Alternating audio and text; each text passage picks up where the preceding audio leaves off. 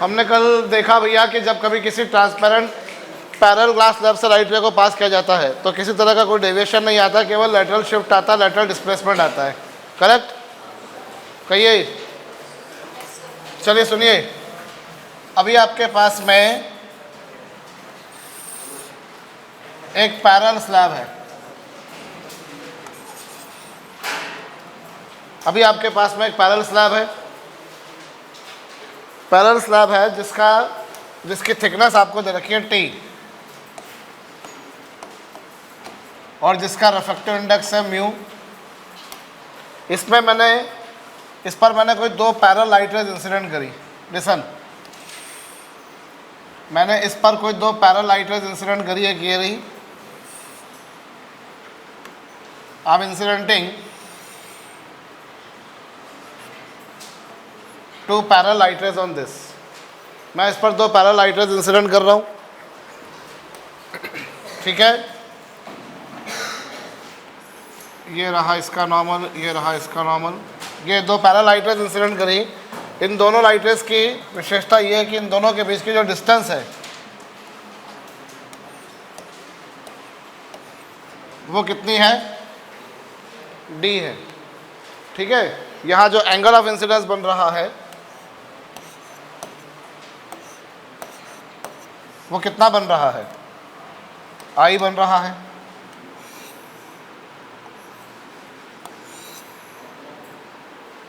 ये light rays इसके अंदर गई।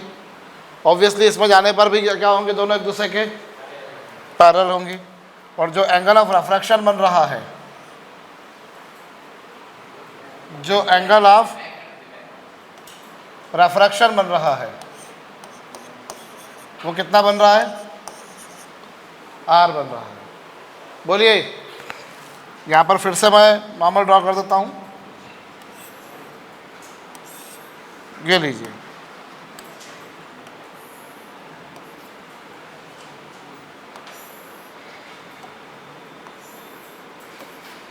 ठीक है। चलो वापस से यहाँ आ रहा हूँ मसले पर। हमको क्या बोला है कि इसको मैं बाहर वालों को छोड़ देता हूँ, इससे कोई मतलब भी नहीं है। हाँ जी, क्या करा मैंने? दो लाइट, ये स्लैब जो थी इसकी थिकनेस कितनी है? टी है। इसका रिफ्रैक्टिव इंडेक्स कितना है? इस पर दो पैरेलल लाइट रेज इंसिडेंट की गई, ऐसी लाइट रेज जिनके बीच की डिस्टेंस कितनी थी? डी थी। जब वो स्लैब में गई तो यहाँ इन दोनों के बीच की, इनके बीच का गैप कितना होगा बताइए? स्लैब में जाने पर इन दोनों के बीच का गैप कितना होगा बताइए? कितना रहेगा? डी रहेगा। ये एक बहुत कॉमन सा ऑब्वियस सा आंसर है, पर ये नहीं है। ये बात सही है कि उसमें जाने के बाद दोनों पैरेलल में होंगी। एक ऑप्शन मिलेगा तुमको डी और फटाक से लोग लगाएंगे डी, पर ऐसा नहीं है। आप देखो, इन दोनों के बीच की आपको परपेंडिकुलर डिस्टेंस लिखनी है। आपको कौन सी डिस्टेंस लिखनी है दोनों के बीच की? परपेंडिकुलर। तो यहाँ परपेंडिकुलर ये थी, जो यहाँ कुछ ऐसा हुआ, और यहाँ परपेंडिकुलर डिस्टेंस कुछ ऐसी आएगी। तो जरा दिमाग लगाइए, दोनों सेम आ रही हैं क्या? नहीं है सेम। हम में से अधिकतर लोग यही देखते थे, जैसे ही देखूंगा मैं भी बैठाऊंगा, फट से बोलूँगा सर डी। नहीं है भाई, आपको जो दोनों पैरेलल लाइन के बीच में ये डिस्टेंस देखनी, ये थी। अब यहाँ भी दोनों पैरेलल हैं, लेकिन आपको इन दोनों के बीच की ये वाली डिस्टेंस देखनी है, जो कि उसके बराबर नहीं आएगी। एग्जैक्टली कितनी आएगी जरा कोशिश कीजिए, फटाफट फास्ट।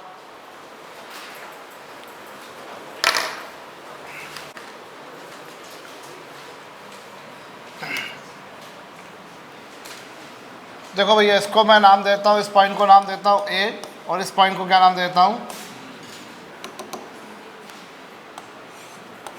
इसको नाम दिया ए, और इसको क्या नाम दिया? बी नाम दिया। अब यहाँ से मैं अगर एक परपेंडिकुलर ड्रॉप करूँ कुछ ऐसा, ये परपेंडिकुलर ड्रॉप किया मैंने इस पर, मैंने यहाँ परपेंडिकुलर ड्रॉप किया, ये जो आया ऐसा, और यहाँ पर जो परपेंडिकुलर ड्रॉप किया, भाई ये परपेंडिकुलर ड्रॉप किया, और मैंने यहाँ परपेंडिकुलर ड्रॉप किया। समझ रहे हैं मेरी बात को? अब जरा ये जो फुट ऑफ परपेंडिकुलर आया, इससे मैं नाम देता हूँ सी, और ये जो फुट ऑफ परपेंडिकुलर था इसे क्या नाम दे दिया? तो आप देखो दोनों डिफरेंट दिख रहे हैं कि नहीं दिख रहे हैं? आपको देख के डायग्राम देख के मालूम पड़ रहा है कि दोनों डिफरेंट है। बोलो है या नहीं। AC की वैल्यू कितनी है भैया, यहाँ ये क्या है तुम्हारे पास, यहाँ पर अगर तुम ध्यान दो तो ये इसके परपेंडिकुलर और यहाँ ये इसके परपेंडिकुलर, इज इट। बोलिए तुम्हें AC की वैल्यू कितनी दे रखी है, डायग्राम में देखो भैया AC की वैल्यू कितनी है, और तुमसे किसकी वैल्यू पूछी है, BD की। AC की वैल्यू D है, स्मॉल d, और तुम्हें BD की वैल्यू पूछी है। Am I correct. तो जरा अपन दिमाग लगाएं तो हमारे पास में हम पहला ट्रायंगल लेते हैं, ये वाला। कौन सा ट्रायंगल,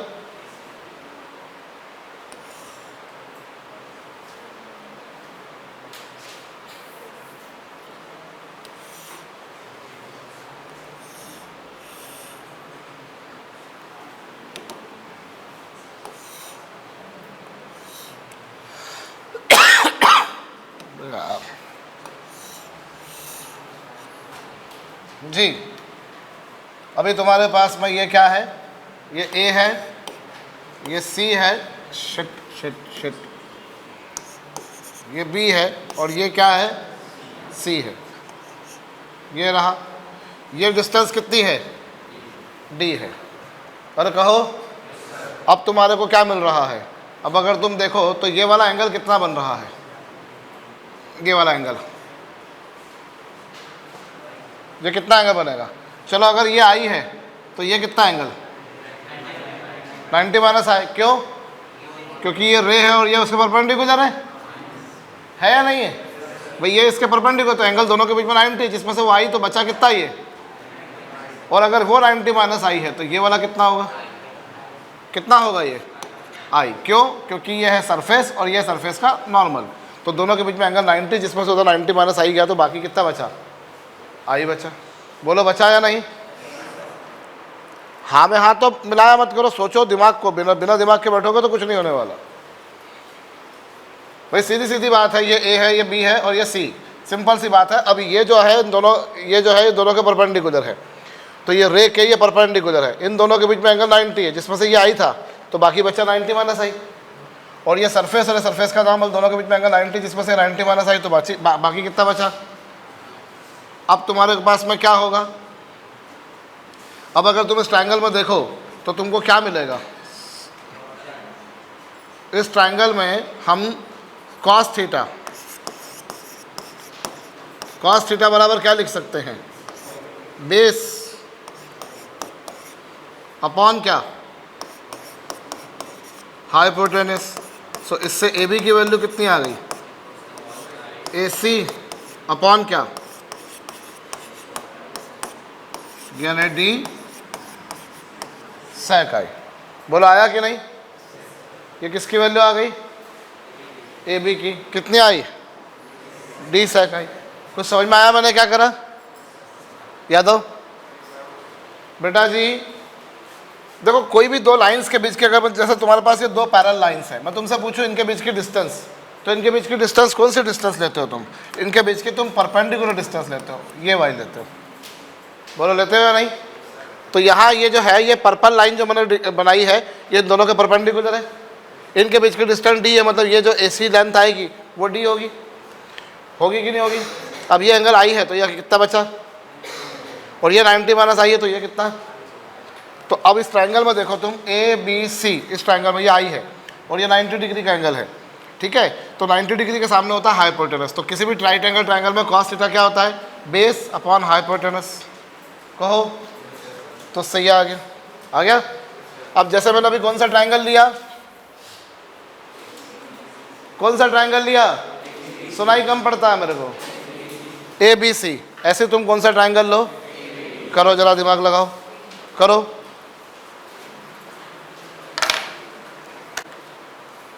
अभी तुम्हारे पास में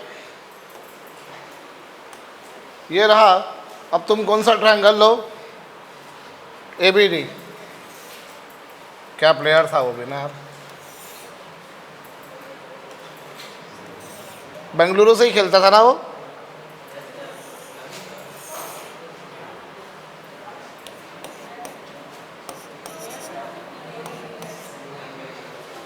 चलो इसमें ये वाला एंगल कितने का, ये कितना एंगल होगा, 90 माइनस आर होगा। क्यों होगा 90 माइनस आर, ये एंगल आर, ओए ये पूरा एंगल जो है वो 90 डिग्री का है या नहीं है। ये जो एंगल है गौर करना, ये वाला जो एंगल है कितना डिग्री का है, जिसमें से ये आर चला गया, तो बाकी कितना बचा ये वाला 90 माइनस आर बचा या नहीं। हाँ जी 90 माइनस आर, ठीक है। तो अब तुम जानते हो ये 90 माइनस आर है, ऐसे भी कर सकते थे, वरना तुम्हारे पास में ये आर है, तो बाकी कितना बचा ये आर है, तो ये कितना बचा एंगल, क्यों 90 माइनस आर, भाई ये रे है और ये इसका परपेंडिकुलर है, तो दोनों के बीच में एंगल 90, जिसमें से आर तो रिमेनिंग कितना, और अगर ये 90 माइनस आर तो ये कितना, तो ये एंगल आर है। और फिर वही बात होगी किसी भी राइट एंगल ट्राइंगल में कॉस थीटा क्या होता है, base upon hypotenuse, base upon hypotenuse. बोलो होगा या नहीं, कॉस थीटा बराबर होगा बेस अपॉन हाइपोटेनस। तो ये आ गया, तो इससे बी डी की वैल्यू कितनी आ गई, ए बी, या इससे अपन ए बी की वैल्यू निकाल लो चलो, या ए बी की वैल्यू जो वहाँ से आई है वो रख दो, बात एक ही सब। चलो अपन एक काम करो, ए बी की वैल्यू जो वहाँ से आई है कॉस आर, ये बी डी तुमको निकालना है, और ए बी की वैल्यू कितनी आ गई है, डी सेक आई। बोलो तो बी डी कितना आ जाएगा, जो तुम्हें फाइंड आउट करना था, बी डी कितना आ जाएगा, डी सेक आई इंटू कितना, कॉस आर, या फिर डी ये क्या है ऐसा, या फिर क्या D into cos R upon क्या, ये सब मैथमेटिकल वे है उसको एक्सप्रेस करने के। बोलो these all are the formula, आप इनमें से कोई भी लिख सकते हो। भाई D sec I into cos R है कि नहीं है, कॉस आर को 1 अपॉन सेक आर लिख सकते हो कि नहीं, और 1 अपॉन सेक क्या होगा कॉस आर, और सेक आई क्या हो जाएगा 1 अपॉन कॉस आई। नहीं आ समझ में, so these all are the correct ways of expressing it. D sec I cos R है, कॉस आर को 1 अपॉन सेक आर लिख सकता हूँ, सेक आर ऊपर जाएगा तो कॉस आर हो जाएगा, सेक आई नीचे आएगा तो कॉस आई हो जाएगा। कहिए ठीक है, करिएगा।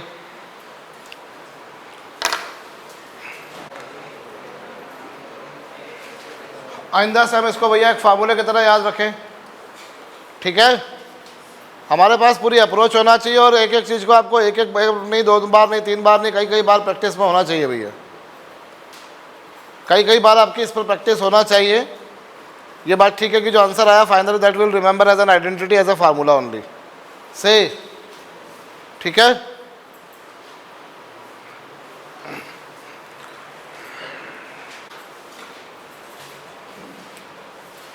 हम एप्लीकेशंस ऑफ स्नेल्स लॉ देख रहे हैं, और उसी पर ही हमारे पास में एक और इसकी एप्लीकेशन आ रही है जो बहुत इंपॉर्टेंट है,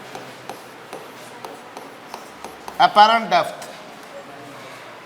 लिसन, सुनिए, ध्यान दीजिएगा, ये तुम्हारे पास में कोई वेसल,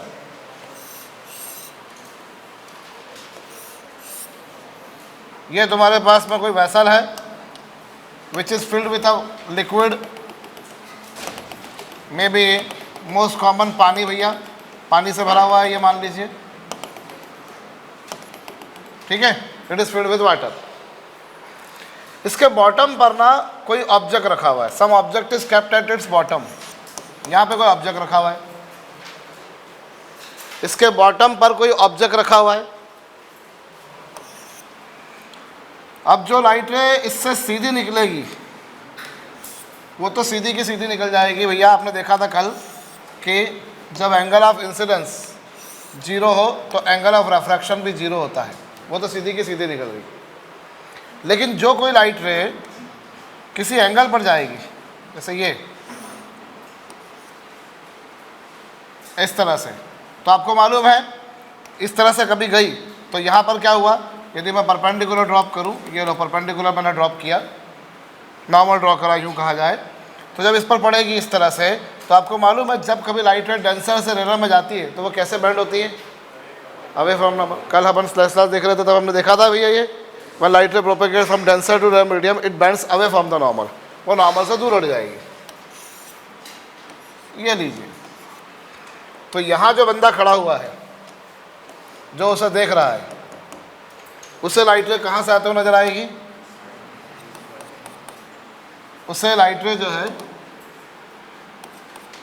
वो कहीं यहाँ से आते हुए नजर आएगी। और इस तरीके से originally object was kept at this position, but now object जो है वो मुझे कहीं यहाँ नजर आएगा। ऐसा होगा या नहीं होगा? होगा भैया। आपने गौर करा होगा कई बार भैया, जैसे आप कोई तालाब वो टब सॉरी कोई टब है पानी से भरा हुआ, उसमें कोई नीचे कुछ सिक्का गिर गया, तो आपको देखा होगा आपने वो सिक्का आपको उठा हुआ नजर आता है। उसकी जो तली है, उसका जो बेस है, उसका जो बॉटम है, इट अपेयर्स रेज्ड, वो उठा हुआ नजर आता है हमें कि नहीं आता है? यस। तो यहाँ हमारे पास में क्या, ऑब्जेक्ट को आपने कहाँ रखा था, बॉटम पर रखा था कुछ इस तरह से। मान लो उसकी जो एक्चुअल डेप्थ थी, उसकी जो वास्तविक गहराई थी वो थी d, लेकिन जो गहराई मुझे नज़र आएगी वो नज़र कितनी आएगी मुझे, d डैश, अर्थात कि वो जितनी थी उससे कुछ कम नज़र आएगी। ऑब्जेक्ट जो है मुझे वो कैसा दिखेगा क्वेश्चन, उठा हुआ नज़र आएगा। बड़ा कॉमन सा ऑब्जर्वेशन आपने देखे होंगे, दो तरह के ऑब्जर्वेशन, एक तो भैया क्या, जब बॉटम पे कोई चीज़ रखी तो वो उठी हुई नजर आती है पहला, और दूसरा पानी के अंदर से जब अपन बकेट वगैरह निकालते तो अपने को हल्की नजर आती है। अब थ्रस्ट फोर्स लगता है, बॉयंसी फोर्स लगता है, जानकारी होगी आपको। एनीवेज, सो मैं यहाँ ये बात पर आ रहा हूँ कि जब कभी हमने ऑब्जेक्ट को यहाँ रखा तो वो ऑब्जेक्ट मुझे उठा हुआ नजर आ रहा है। बोलिए, सुनाई नहीं दिया मुझको? मुझे वो यहाँ नजर आएगा, ठीक है। तो अब मुझे यहाँ पर जानना ये है कि इन दोनों में रिलेशन निकालना है, डी डी डैश, जबकि यहाँ पर ये गिवन है कि इसका रिफ्रैक्टिव इंडेक्स कितना है, और बाहर अपन मान लेते हैं एयर का रिफ्रैक्टिव इंडेक्स कितना है, 1, जानते हैं हम, ठीक है। So we people are there to establish a relation amongst D D dash and mu. मुझे डी डी डैश और म्यू के बीच में रिलेशन एस्टेब्लिश करना है, तो हो जाते हैं शुरू। चलिए देखिए, ये जो है ये क्या है, एंगल ऑफ इंसिडेंस आई, ये एंगल ऑफ इंसिडेंस है, ये है आई। अब अगर ये आई है तो बट ऑब्वियस सी बात है ये भी कितना होगा, आई होगा। अब एंगल ऑफ रिफ्रैक्शन आर, अगर ये एंगल आर है तो यहाँ पर ये एंगल भी कितना होगा, आर होगा। होगा या नहीं? सुनाई नहीं दिया मुझको? और मैं एक काम करता हूँ, इस पॉइंट को नाम देता हूँ ए, और इस पॉइंट को क्या नाम देता हूँ, बी। कुछ समझ में आया? एंगल ऑफ इंसिडेंस अगर ये वाला आई है तो ये वाला भी क्या होगा, आई। अगर ये आर है तो उसी को पीछे बैकवर्ड लिया तो ये भी आर ही होगा। होगा कि नहीं होगा? सुनाई नहीं दिया हमें? ठीक है, ये हमारे पास में कुछ कहानी रही। अब मैं यहाँ पर ट्रायंगल लेता हूँ। कौन सा ट्रायंगल ले रहा हूँ?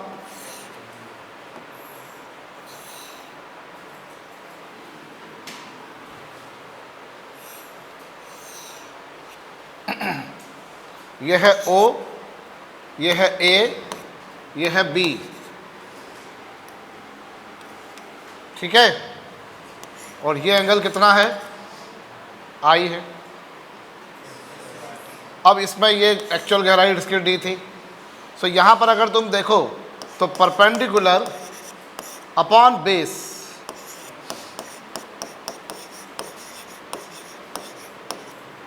Is equal to tan theta. होगा कि नहीं होगा? एंगल के सामने जो साइड होती है वो होती है परपेंडिकुलर। तो ये एंगल के सामने है परपेंडिकुलर AB और बेस है OA। Perpendicular upon base is equal to tan theta से, तो AB की वैल्यू कितनी आ गई, OA जो है D इंटू कितना, let this be my equation number first. से बोलो, समझ में आया नहीं आया भैया? जवाब नहीं निकल रहा मुँह से? यहाँ तक समझ में आया नहीं आया? अब उसके बाद में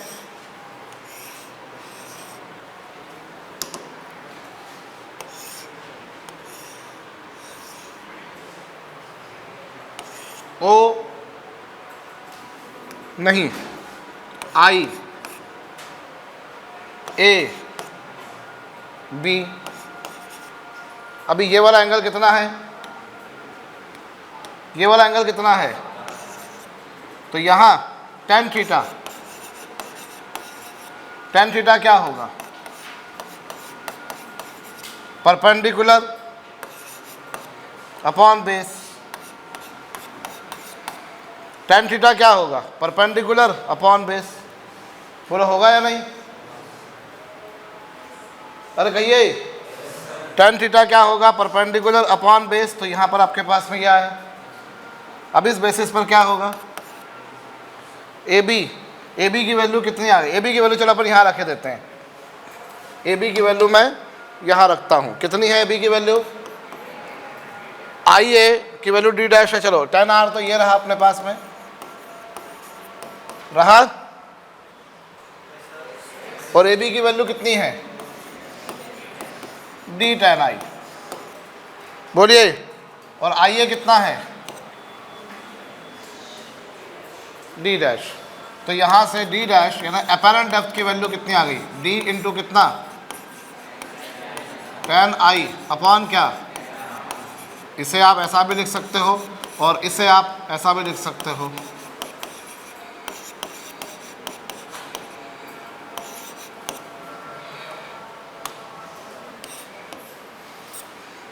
D into cot R upon cot I. बोलिए, can I write like this, ठीक। सो आपके पास में ये भी एक फार्मूला है और ये भी एक फार्मूला है। डी डैश क्या है यहाँ पर, अपैरेंट डेप्थ, और डी क्या है यहाँ पर,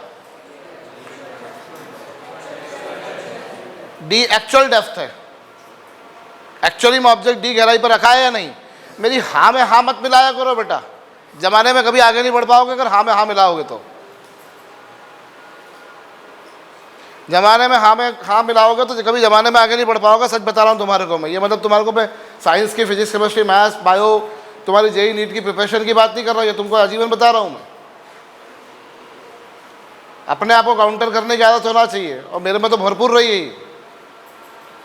जिसको बोलते ना वो विरोधी स्वभाव, मैं तो विरोधी स्वभाव वाला ही रहा हूँ, मैं तो लड़ाई लड़ता ही रहा हूँ, मेरे घर वालों से खूब लड़ाई होती है मेरी, पहले भी होती थी, आज भी होती है और आगे भी होती रहेगी।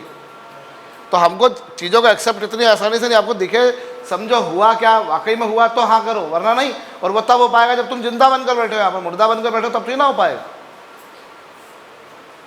जिंदा रहना पड़ेगा अपने को। खाली तन से बैठे मन से नहीं बैठे उससे काम नहीं होगा, तन और मन दोनों यहाँ चाहिए, ये पूरा मस्तिष्क यहाँ चाहिए। जिस एग्ज़ाम की तुम तैयारी कर रहे हो वो हर किसी को आसान लगती है, लेकिन जैसे जैसे एग्ज़ाम नज़दीक आती है मालूम पड़ता है अरे एग्ज़ाम से 4 महीने पहले लगने लगता है कि छोड़ो यार 12वीं कर लो, बाकी सब बाद में होता रहेगा। ये मैं जानता हूँ कि जब तैयारी शुरू करते तो वो हर साल वो एक नया पौधा आता है, उसको लगता है कि पिछले वाले बेवकूफ़ थे, मैं समझदार हूँ। ये सच्चाई है, हर किसी को लगता है कि उसके पहले वाले जो थे वो मूर्ख थे, उनको कुछ नहीं आता। मैं करके बताऊंगा कैसे, लेकिन कुछ बेसिक रूल्स एंड रेगुलेशंस है which will always be same, उनमें कभी चेंज नहीं आएगा, इतना बात है। क्या कह रहा हूं मैं, ठीक है। एनीवेज, तो डी यहां पर क्या है, एक्चुअल डेप्थ, और डी डैश कौन सी डेप्थ है, अपैरेंट डेप्थ। कहिए, करिए।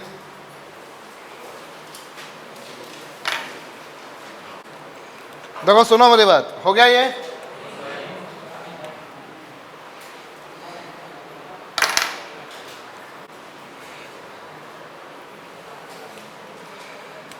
लिसन,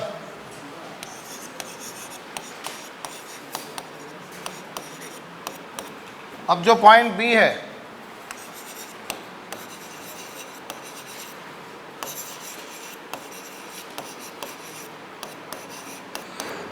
अगर वो पॉइंट ए के बहुत क्लोज हो, ये जो पॉइंट बी है ये ए के जितना ज़्यादा क्लोज होगा, जितना पास होगा, अगर इसके पास है तो नेचुरल सी बात है, अगर ऐसा रहा तो इसका दूसरा भाषा मतलब अगर पॉइंट बी ए के बहुत ही क्लोज है तो इसका मतलब ये होगा कि जो एंगल आई और आर है इसका अर्थ क्या होगा,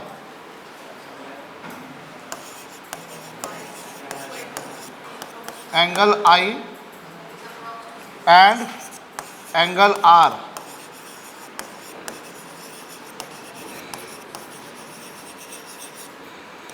आर वेरी स्मॉल, बहुत छोटे होंगे। दिमाग लगाइए थोड़ा सा शशांक, इसके जितने पास आओगे आई की वैल्यू उतनी कम हो जाएगी।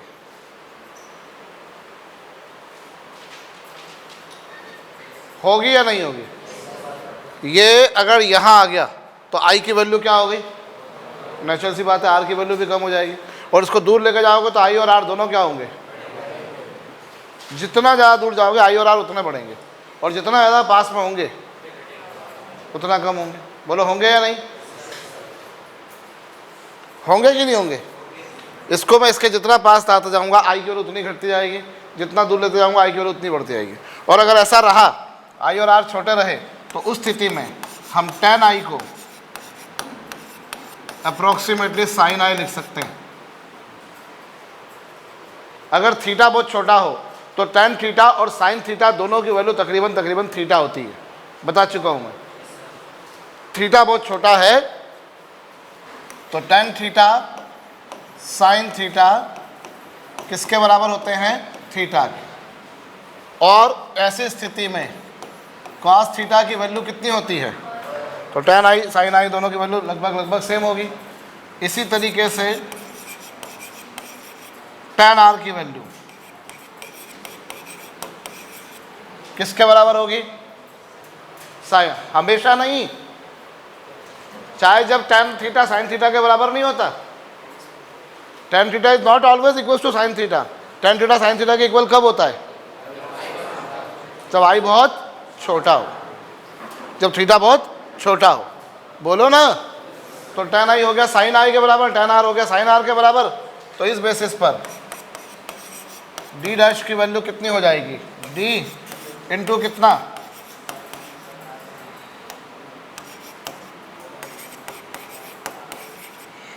Sign i upon sine are.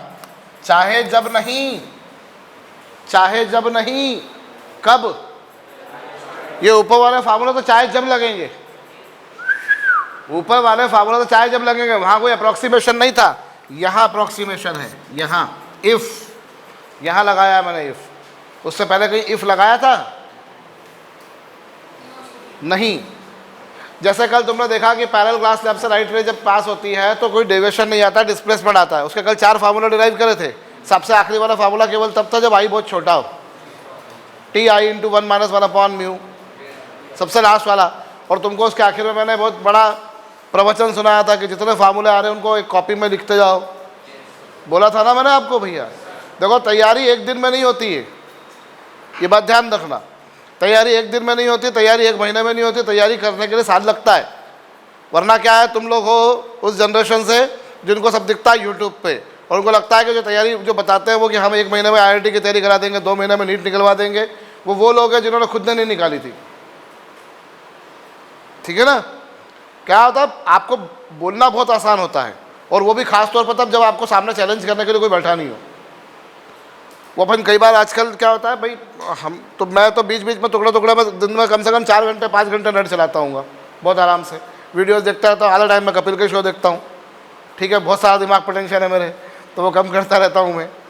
ठीक है, तो मैं तो अधिकतर टाइम, और जो पॉलिटिकल आते हैं तो वो क्या, अरे क्या जवाब दिया, मतलब वो एंकर ने जो है वो उस फलानी पार्टी के बंदे को पेल दिया या फलाने पार्टी वाले ने उसको पेल दिया। वो ऐसे अलग अलग वो रहते हैं उसमें बहुत सारे, कि वो उन्होंने ऐसा जवाब दिया कि वो बिल्कुल सामने वाले की बोलती बंद हो गई। इस तरह से तुमने कभी देखा होगा, ऐसे बहुत से वीडियोस होते हैं, बहुत सारे।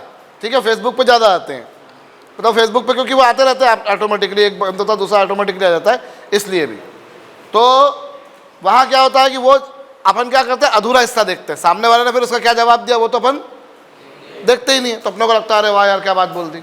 वो एक पक्षीय बात होती है, उसको बोलते हैं डायलॉग, पर वो डायलॉग नहीं होता, वो मोनोलॉग होता है। वो डायलॉग तो तब होता है जब सामने वाला से आंसर आ जाए।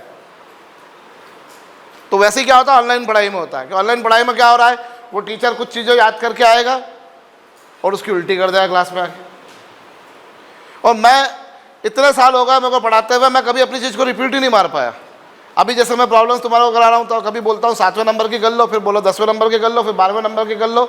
मैं हो सकता है ये शीट अगले साल दूँ नहीं, और दूँ तो देने पे फिर मैं क्या करूँ, क्वेश्चन की सीक्वेंस ही मेरे आगे पीछे जाए, क्योंकि चित्त बैठने वालों में से नहीं ना मेरा कि मैं एक जैसा चल रहा हूँ। मुझे वो रटे रटाए तरीके से नहीं पढ़ाना, ये तो पैनल आ गया तो एक फ़ायदा होगा कि चलो क्वेश्चन आ गए तो ज़्यादा क्वेश्चन हो जाते हैं, वरना तो पहले तो क्या था, मुँह से बोल बोल के लिखवाता था। जैसे कभी तुमने वाइट बोर्ड वाले देखे हैं तो उसमें तो मैं ऐसे ही बोला, मैंने क्वेश्चन बोला है और वीडियो को पॉज करके करो, मैं हमेशा यही बोलता था भैया। समझ रहे मेरी बात को या नहीं?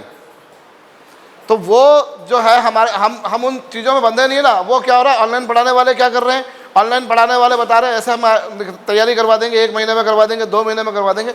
इतनी आसान होती है IIT JEE का एग्ज़ाम, इतना आसान होता है नीट का एग्ज़ाम, तो फिर गली गली में घूम रहे होते IITians बेटा, गली गली में घूम रहे होते, गली गली में डॉक्टर्स घूम रहे होते।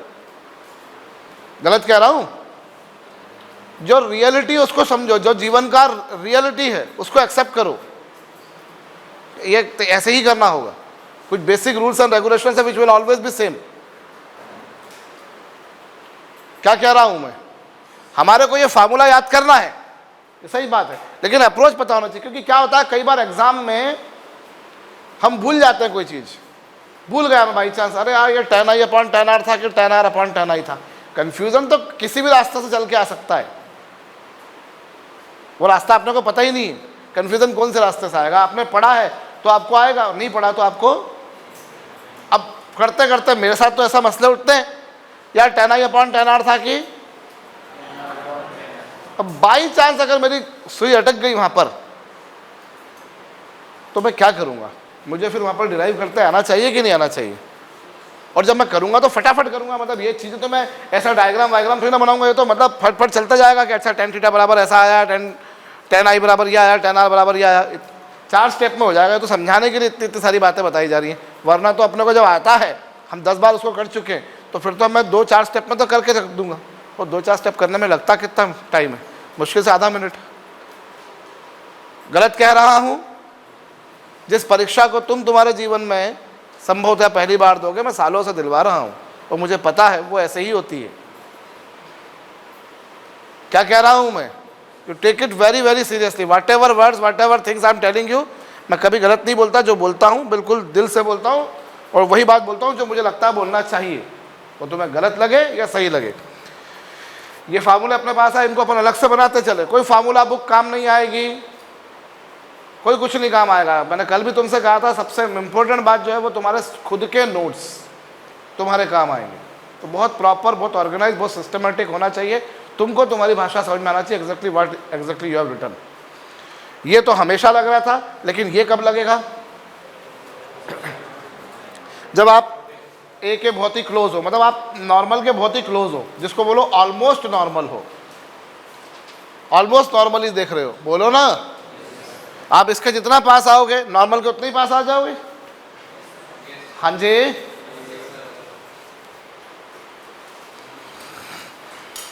Done. d sin i upon sin r.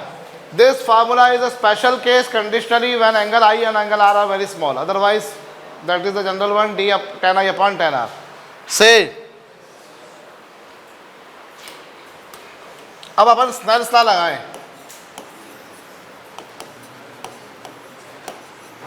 क्या लगाएं? स्नेल्स लॉ लगाता हूं। तो स्नेल्स लॉ लगाऊंगा तो स्नेल्स लॉ क्या बोलेगा भैया? यहां पर देखो, μ1 sin i is equal to μ2 sin r। यही होता है। सुनाई कम पड़ता है मेरे को। μ1 sin i is equal to, अब मुझे एक बात बताओ, μ1 की वैल्यू कितनी है? पहले वाले मीडियम का रिफ्रैक्टिव इंडेक्स चेक करो, क्या है? म्यू है। बोलो है या नहीं है? पहले वाले मीडियम का रिफ्रैक्टिव इंडेक्स म्यू है।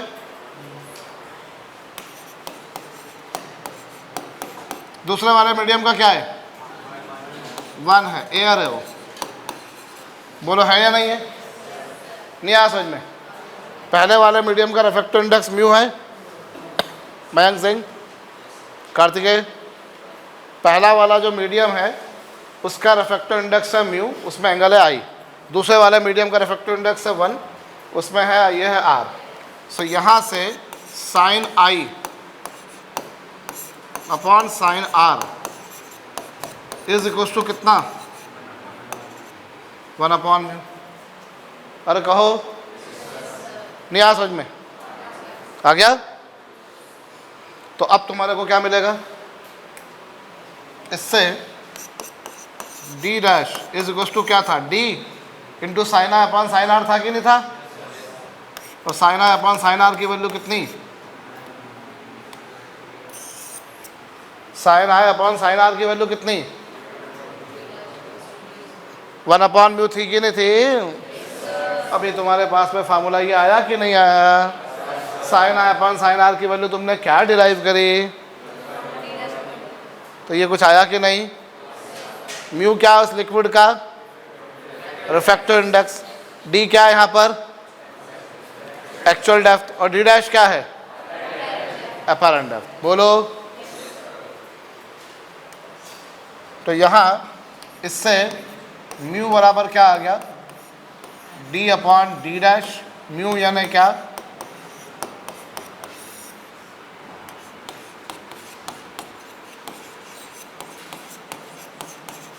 एक्चुअल डेप्थ अपॉन क्या, अपैरेंट डेप्थ।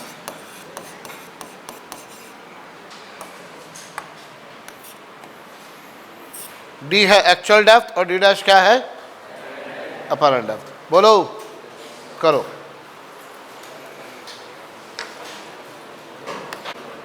लिख लिया आपने, हाँ जी।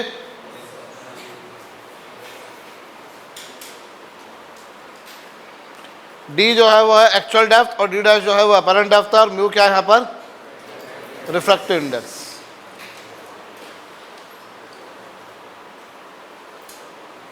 सॉरी। तो यहां अगर मैं चेंज इन डेप्थ निकालूं, बोलते जाओ। ऑब्जेक्ट अभी डेंसर मीडियम में रखा हुआ है और व्यूअर रेयर मीडियम में, वो हम बात करेंगे। यहाँ तुम देख सकते हो इस कहानी में ऑब्जेक्ट जो है वो कौन से मीडियम में है, और व्यूअर जो है वो कौन से मीडियम में है, रेयर मीडियम। ठीक है। ऑब्जेक्ट जो रखा था वो किस में रखा हुआ था, ऑब्जेक्ट डेंसर मीडियम में रखा हुआ था, और जो उसको देखने वाला था वो कौन से मीडियम में था, रेयर मीडियम। एनीवेज, अभी मैं अगर चेंज इन डेप्थ निकालूं डेल्टा डी, तो वो क्या होगा, डेल्टा डी की वैल्यू जो है चेंज इन डेप्थ कितनी आ रही है, देखो एक्चुअल डेप्थ कितनी थी और ये कितना है, तो चेंज इन डेप्थ कितना आया,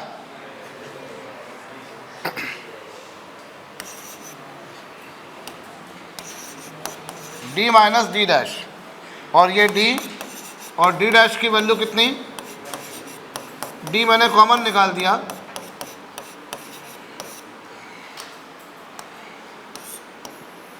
तो ये मेरे पास क्या आ गया, चेंज इन डेप्थ। बोलो, नहीं आया समझ में, ठीक है, कर लीजिए।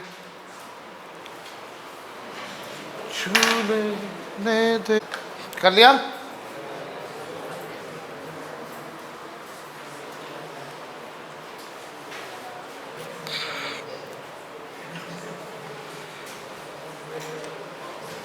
सुनो, अब ऐसे ही अगर मेरे पास में या ना अलग अलग लिक्विड से, मान लो जैसे कि ये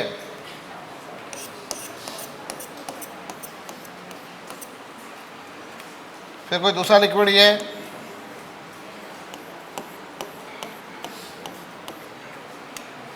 फिर कोई तीसरा लिक्विड ये,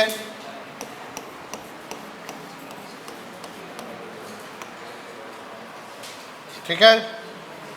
मान लीजिए पहला लिक्विड जो है उसकी गहराई है D1, उसका रिफ्रैक्टिव इंडेक्स μ1, दूसरा जिसकी गहराई है D2, उसका रिफ्रैक्टिव इंडेक्स μ2, और तीसरा है जिसकी गहराई है D3 और उसका रिफ्रैक्टिव इंडेक्स कितना है μ3।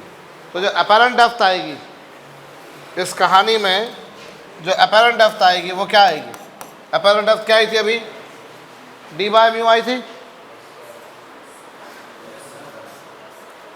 अपैरेंट डेप्थ क्या आई थी, तो आप इन तीनों का आप सम कर दोगे, कैसे, D1/μ1 प्लस क्या,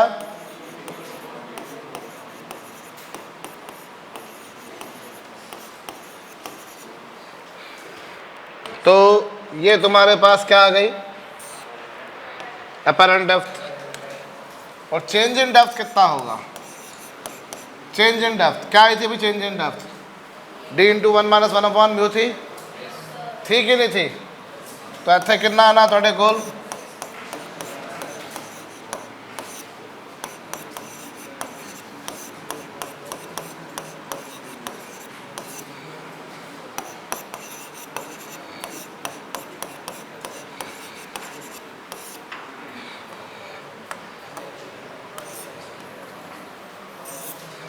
कर लो। लिसन, तो ऑब्जेक्ट जो है भैया इसमें हमको क्या है, उठा हुआ नजर आ रहा है। इसमें ऑब्जेक्ट जो था डेंसर मीडियम में था और व्यूअर किस में था, रेयर मीडियम में। अभी लिसन, यहाँ तुम्हारे पास में एक ऑब्जेक्ट रखा हुआ है, मैं देख रहा हूँ यहाँ पर, ऑब्वियसली मुझे वही नजर आएगा, ध्यान दे लीजिएगा भैया। That is an object which I am seeing from here, I will find that object there only.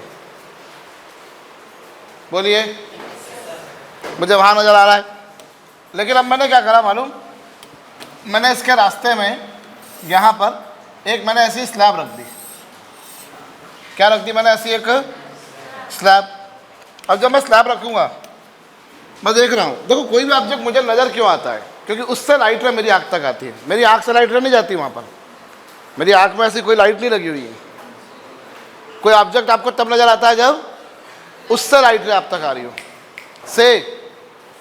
अरे बोलिए प्लीज़, मैं फिर से बोल रहा हूँ भैया, ज़रा ध्यान दे लीजिएगा यहाँ पर। लिसन, ये कोई ऑब्जेक्ट है, ये कोई ऑब्जेक्ट है जो यहाँ रखा हुआ है, और यहाँ पर क्या है,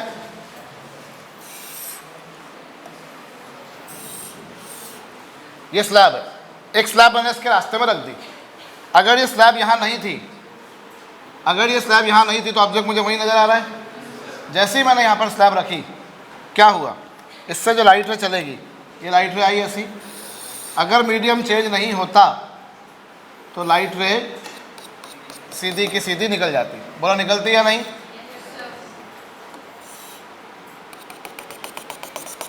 सीधी की सीधी निकल जाती।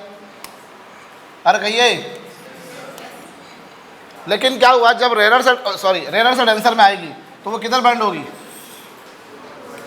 टूवर्ड्स नॉर्मल, वो टूवर्ड्स नॉर्मल बेंड होगी। बोलो, और जब डेंसर से रेनर में आएगी तो क्या होगी,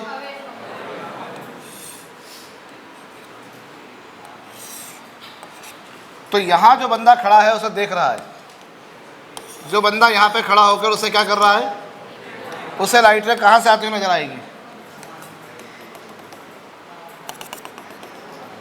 यहाँ पर। क्या कहते हैं आप, अगर ये स्लैब नहीं थी तो ऑब्जेक्ट वहाँ रखा हुआ था, ये ऑब्जेक्ट है बेटा। अगर स्लैब यहाँ थी नहीं थी तो ऑब्जेक्ट ओ पे रखा हुआ था। एक्चुअली कोई ऑब्जेक्ट मुझे तब नज़र आता है जब उससे लाइट रे मेरे पास आए, और जिस डायरेक्शन में लाइट रे मेरे पास आ रही होती है मुझे उसी डायरेक्शन में वो रखा हुआ दिखाई देता है। जिस डायरेक्शन में लाइट रे आ रही होती है क्या होता है भैया आर्यन सिंह, उसी डायरेक्शन में उसी जगह पे मुझे वो ऑब्जेक्ट रखा हुआ दिखाई देता है। ठीक है, अब एक्चुअली ऑब्जेक्ट कहाँ रखा हुआ मकवाना, यहाँ पर बेटा। अगर ये स्लैब नहीं थी तो ऑब्जेक्ट तुम्हें ओ पे ही नजर आएगा, परंतु जब तुमने स्लैब रख दी तो क्या हुआ, वो थोड़ा सा क्या नजर आएगा तुमको, पास में। और कितना पास में, माना कि स्लैब की थिकनेस टी है, माना कि इसका रिफ्रैक्टिव इंडेक्स म्यू है, तो जो शिफ्टिंग आएगी कितना पहले नजर आएगा, तो वो कितना शिफ्टिंग आएगा, टी इंटू कितना 1 माइनस 1 अपॉन म्यू, एग्जैक्टली वही। बोलिए, समझ में आई बात। ठीक है, तो यहाँ क्या हुआ, अगर मैंने ऑब्जेक्ट रखा हुआ है और मैंने उसके बीच में क्या रख दिया, कोई वो डेंसर मीडियम ला के रख दिया, तो वो ऑब्जेक्ट मुझे जैसे क्या नजर आता था, उठा हुआ नजर आता था कि नहीं। तो यहाँ उठा हुआ ही नजर आ रहा है वो, और कितना उठा हुआ नजर आ रहा है, T into 1 minus 1 by mu.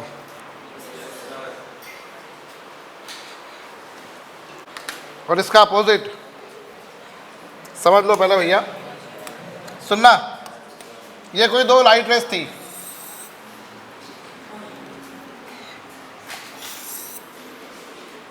जो कहीं यहाँ जाके कन्वर्ज हो रही थी। हो रही थी कन्वर्ज? बोलिए। और कितने एंगल पर हो रही थी? मान लीजिए अल्फा एंगल पर। कितने एंगल पर कन्वर्ज हो रही थी? अब मैंने क्या करा, इसके बीच में मैंने एक स्लैब रख दी, स्लैब रख दी, तो क्या होगा? ये डेविएट हो जाएगी टूवर्ड्स नॉर्मल। बोलो होगी या नहीं होगी? फिर वापस से कैसे होगी? Away from normal. बोलो होगी या नहीं? सुनाई नहीं दिया मुझको? अगर ये स्लैब नहीं होती तो ये कहाँ जाके कन्वर्ज हो रही थी? अगर ये स्लैब नहीं होती तो ये कहाँ जाके कन्वर्ज हो रही थी? इस पोजीशन ए पर। और अभी कहाँ कन्वर्ज हुई? सुनाई नहीं दिया मुझको? तो उससे पास में हुई या उससे दूर हुई? माना कि इसकी थिकनेस कितनी है, तो उसका आरआई कितना है, तो उससे कुछ दूरी पे कन्वर्ज हुई। स्लैब नहीं होती तो लाइट रेज एग्जैक्टली ए पे जाके कन्वर्ज हुई थी, लेकिन तुमने स्लैब रख दी तो बीच में क्या हुआ? वहीं जाके कन्वर्ज। भाई अगर स्लैब नहीं होती तो लाइट रेज कहाँ जाके कन्वर्ज हो रही थी? ए पर। हो रही थी या नहीं? लेकिन अब कहाँ कन्वर्ज होगी? तो उससे क्या कुछ दूरी पर होगी। और कितनी दूरी पर होगी? उससे कितनी दूरी पर होगी? तो अगर तुमने स्लैब रखी, ऑब्जेक्ट के पहले स्लैब रख दी, तो ऑब्जेक्ट तुम्हें पास में नजर आ रहा है? कितना पास में? अगर ये स्लैब नहीं होती तो लाइट रेज कहाँ कन्वर्ज हो रही थी? और अब लाइट रेज कहाँ कन्वर्ज होंगी? कितनी दूर? बोलो। और अच्छा एंगल कितना आएगा उनके बीच? अल्फा ही रहेगा, क्योंकि पैरेलल ही रहेंगी वो। आपने देखा था ना स्लैब से जब निकलती तो इमर्जेंट रे इंसिडेंट रे के क्या होती है? कल देखा था ना हमने। तो इसीलिए जो एंगल आएगा वो कितना आएगा? कितना आएगा? किसी ज़माने में आईआईटी में आ चुका कि कितना एंगल रहेगा, तो कुछ 2 अल्फा बोलेंगे, कोई अल्फा/2 बोलेंगे, कुछ साइन इनवर्स वगैरह कुछ फार्मूला बना देंगे, कुछ म्यू की टर्म्स बना देंगे। अल्टीमेटली क्या होगा? अगर स्लैब नहीं होती तो वो कितने एंगल पे कन्वर्ज हो रही थी? स्लैब है तो कितने एंगल पर? कहो। अंडरस्टूड?